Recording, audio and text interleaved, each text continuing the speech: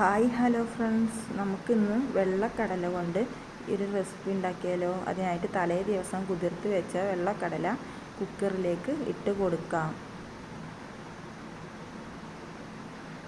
ഇതുപോലെ എല്ലാ കടലയും കുക്കറിലേക്ക് ഇട്ട് കൊടുത്ത് പാകത്തിന് മഞ്ഞൾപ്പൊടിയും ഉപ്പും ചേർത്ത് കുറച്ച് പാകത്തിന് വെള്ളം കൂടി ഒഴിച്ച് കൊടുത്ത് വേവിക്കാൻ വെക്കാം.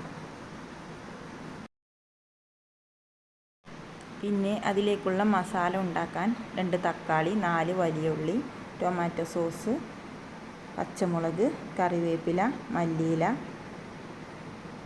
ടൊമാറ്റോ സോസ്, ചാറ്റ് മസാല, ചെന്ന masala, chilli powder, Kashmiri chilli powder, dark soya എന്നിവയാണ് വേണ്ടത്. നമ്മൾ കുക്കറിൽ വേവിക്കാൻ വെച്ച കടല ഉടച്ചതിന് ശേഷം നന്നായി ചട്ടി അടുപ്പിൽ വെച്ച് അതിലേക്ക് ഓയിൽ ഒഴിച്ച് കൊടുത്ത് കടുക് പൊട്ടിച്ചെടുത്ത് അതിലേക്ക് നമ്മൾ അരിഞ്ഞു വെച്ച വലിയുള്ളി ഇട്ട് കൊടുക്കണം.